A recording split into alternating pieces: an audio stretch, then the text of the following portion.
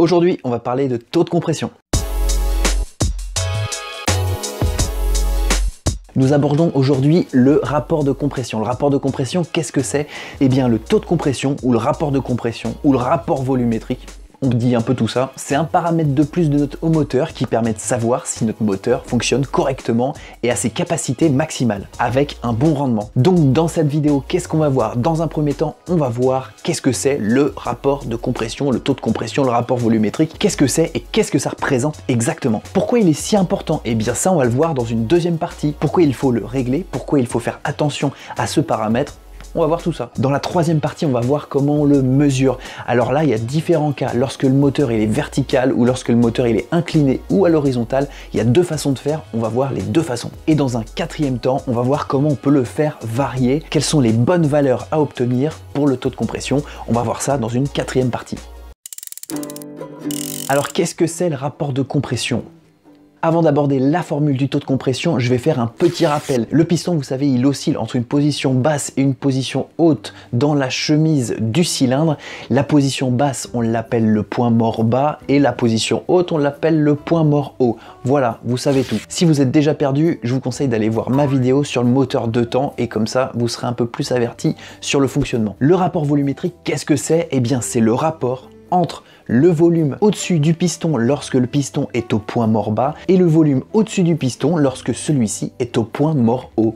Tout simplement, ça donne un chiffre. Ce chiffre, c'est le taux de compression, le rapport volumétrique, le rapport de compression, comme vous voulez, et il est exprimé sous forme du résultat pour 1. Voilà, c'est comme ça. Par exemple, pour un taux de compression de 13, on va dire que le taux de compression est de 13 pour 1, avec 2 points ou avec un slash, comme vous voulez, mais en tout cas, c'est comme ça qu'il est exprimé. Généralement, ce taux, il oscille entre 7 et 13. Pas plus haut, on verra pourquoi après. Ok, on a vu que le rapport de compression, c'était un quotient de volume. Ok, d'accord. Et qu'influence ce rapport de compression dans les performances du scooter? On va voir ça tout de suite. Donc le rapport volumétrique, lorsqu'il est élevé, par exemple 13, ça veut dire qu'il compresse le volume du mélange injecté dans la chambre de compression 13 fois avant d'enflammer le mélange. Donc le rapport volumétrique, c'est un chiffre qui va vouloir exprimer le nombre de fois qu'on diminue le volume du mélange qui est injecté dans la chambre de combustion.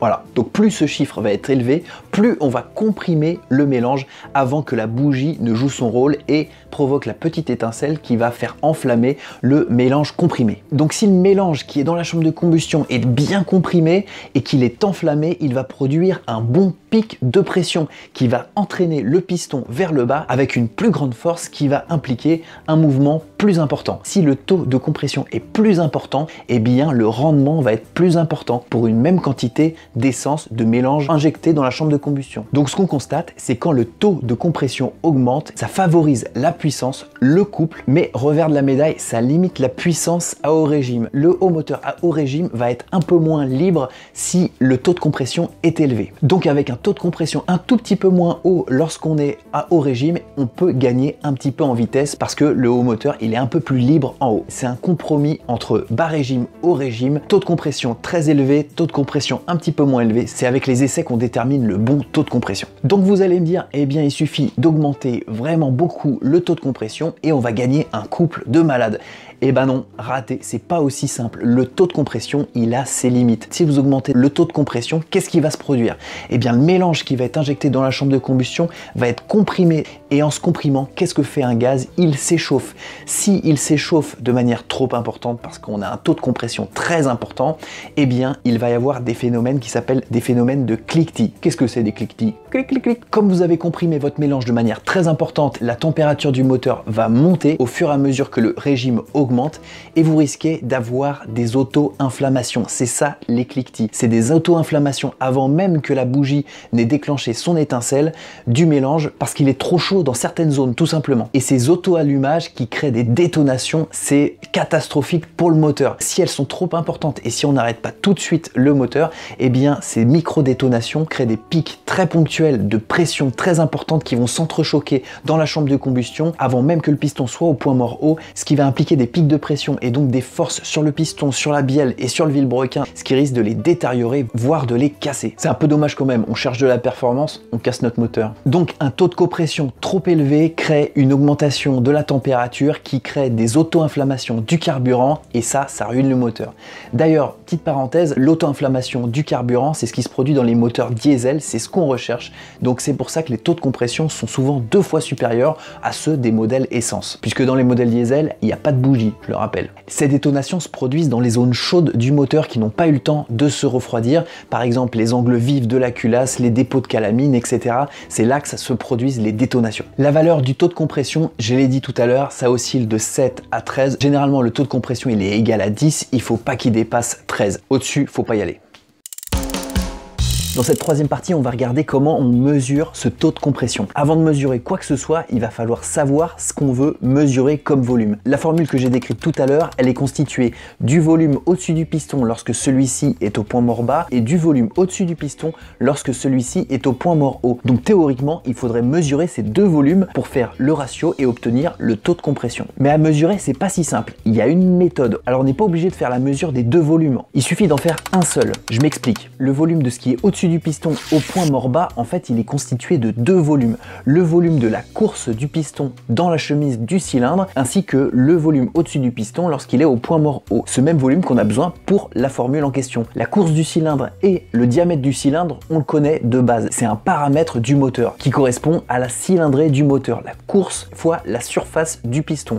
Et ça, on le connaît. On va calculer seulement ce qu'on ne connaît pas, c'est-à-dire le volume qui est au-dessus du piston au point mort haut. Ça, on le connaît pas. Et en plus, ça tombe bien, c'est assez simple à mesurer. Donc pour avoir le taux de compression, on va mesurer une seule chose, c'est le volume qui est au-dessus du piston au point mort haut. Basta. Pour le mesurer, on va positionner son piston au point mort haut, on va enlever la bougie, on va déposer un liquide qui va occuper le volume en question et une fois qu'on a rempli totalement le volume, on va regarder combien on a injecté de liquide et cette quantité, à peu de choses près, va être égal au volume qu'on cherche. On va voir en détail la méthode parce qu'il y a des petites subtilités, notamment qu'il faudra enlever le volume de la bougie, mais je vous explique tout ça. C'est toujours mieux de comprendre ce qu'on fait, donc maintenant qu'on a compris ce qu'on allait mesurer, eh bien on va démonter son scooter pour accéder au moteur. Comme on utilise un liquide et qu'on va remplir la chambre de combustion par la bougie, il faut que l'orifice et que le cylindre soient en position verticale, sinon ça va pas marcher.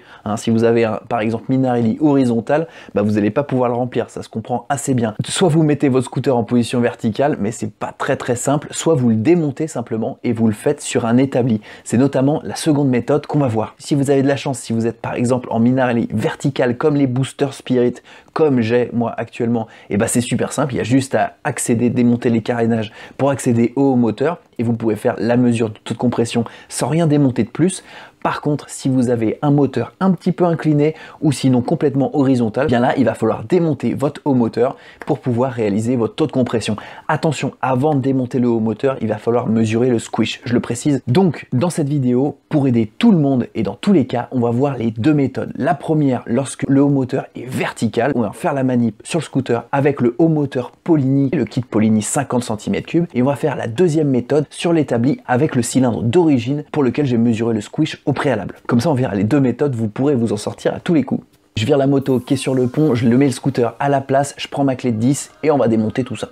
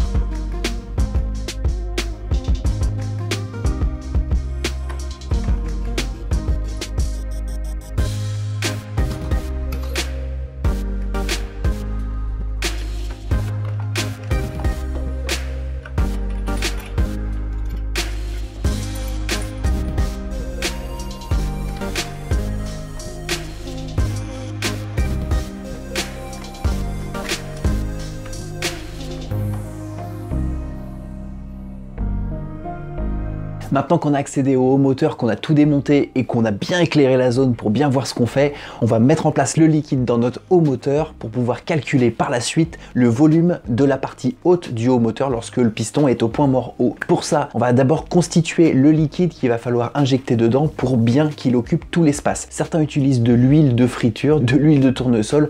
Bon, moi je trouve ça pas mal effectivement si ça fonctionne, mais j'ai pas envie de mettre dans mon moteur de l'huile qui n'est pas fait pour un moteur de temps. Donc moi ce que je préconise après avoir fait plusieurs essais, c'est d'utiliser un mélange essence huile de moteur de temps avec une certaine proportion. Pourquoi? Parce que si on met un peu trop d'essence, le liquide sera trop fluide et passera par les segments, donc on aura une mesure faussée. Et si on met trop d'huile, si on met par exemple totalement de l'huile de temps, et bien l'huile elle est assez visqueuse, elle ne comblera pas tout l'espace de la culasse, surtout dans la zone de squish où on a quelques dixièmes de millimètre d'épaisseur à occuper. Donc ça fonctionnera pas si le liquide est trop visqueux et trop épais. Donc il va falloir couper de l'huile de temps par de l'essence. Moi ce que je préconise, c'est de mettre 4 volumes d'huile pour un volume d'essence. J'ai fait des essais, c'est la meilleure chose à faire. Deuxième chose à faire, c'est de trouver l'outillage nécessaire pour injecter dans des proportions mesurées le liquide dans le haut moteur. Alors ça c'est super simple aussi, vous allez en pharmacie. Moi c'est ce que j'ai fait pour l'exemple, je suis allé dans une pharmacie et j'ai demandé des seringues. On m'a pris un peu pour un toxico, mais j'ai précisé que c'était pour de la mécanique. Ils m'ont donné 2 seringues, une de 10 ml, une de 20 ml. J'étais un peu déçu parce que moi je m'attendais à avoir des seringues assez longues avec beaucoup de graduation et on m'a donné des seringues assez grossières. Bon, je pense que ça fera l'affaire pour ce qu'on a à mesurer. Et de toute façon, on n'est pas en compétition, c'est pour vous donner un aperçu du taux de compression que vous avez sur votre haut moteur.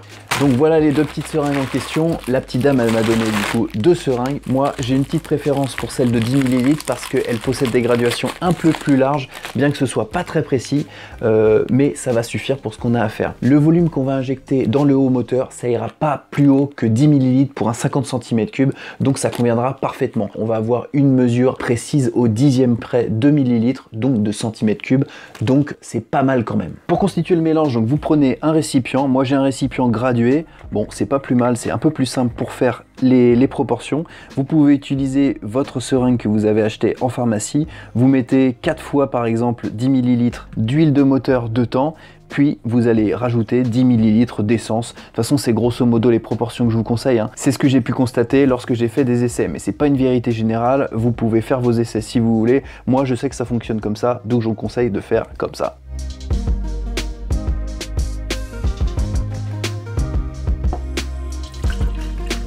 On va prendre 10 ml d'essence et on va le mettre dans notre flacon. On ferme, on mélange le tout, parfait. Notre mélange injecté est prêt. Au préalable, on va mesurer le squish. On l'avait déjà mesuré, mais on va s'en assurer. On va positionner un fil d'étain contre la paroi du cylindre et on va marquer notre fil d'étain. Voilà, c'est fait. Et on mesure notre squish. Alors le squish est égal à 0,71. Maintenant qu'on a mesuré notre squish, on va positionner notre piston au point mort haut. Pour ça, on prend un petit crayon de marque Ikea, pas autrement. Non, c'est une blague. On va positionner grosso modo en tournant notre allumage le piston au point mort haut. Le point mort haut, c'est simplement quand le crayon est le plus haut possible. Voilà, c'est par ici. Voilà, hop. On prend dans la seringue notre mélange.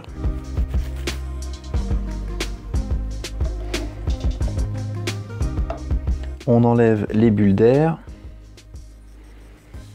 On repositionne bien la seringue à 10 ml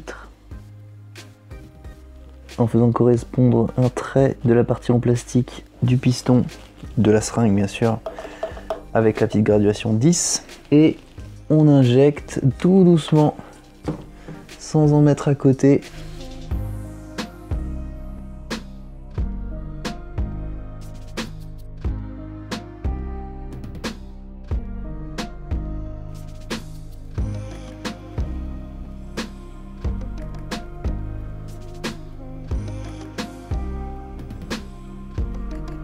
On voit le dioptre qui arrive, donc on remplit au bord, à ras-bord, et on peut lire une graduation de 4,6.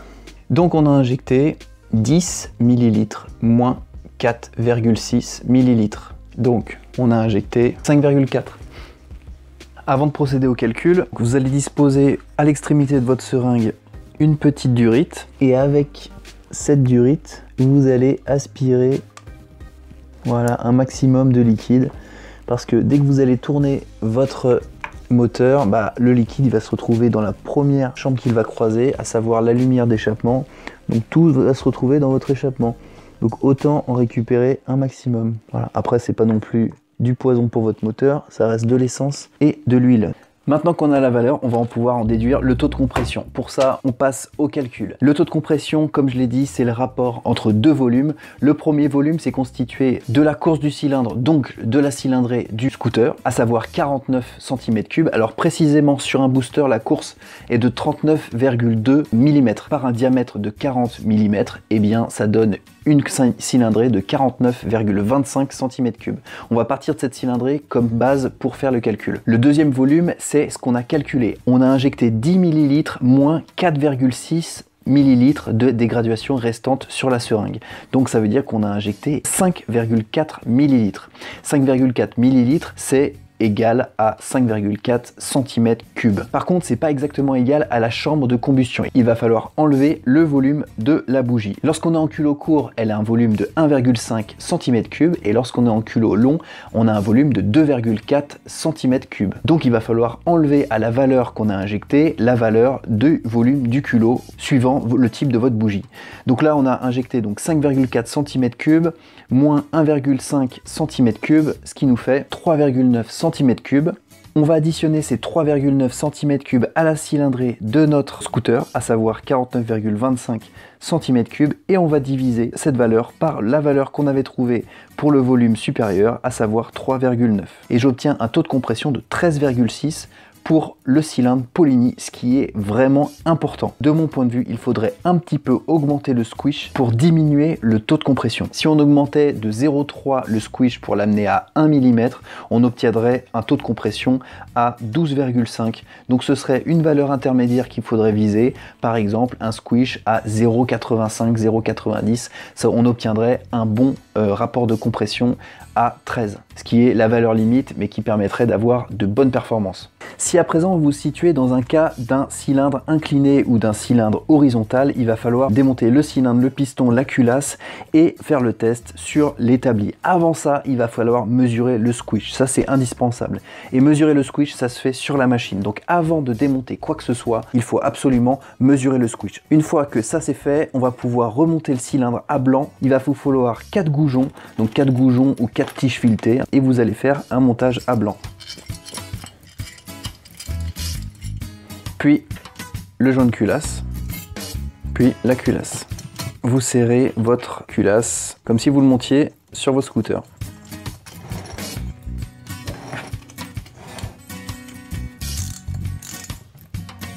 Votre culasse est montée sur votre cylindre, on va pouvoir insérer le piston en dessous.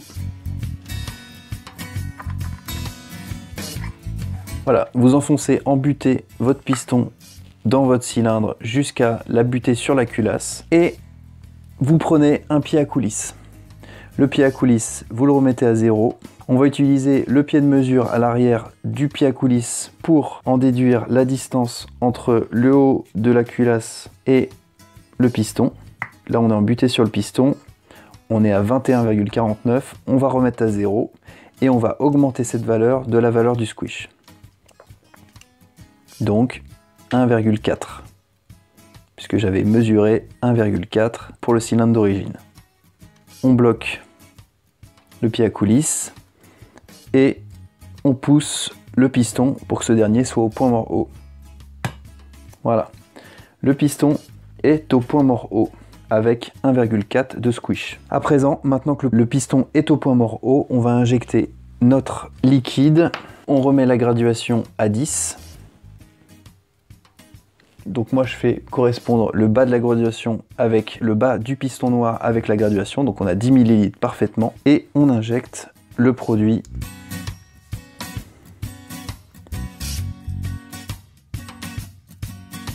jusqu'à fleur du plan de joint de la bougie et de la culasse.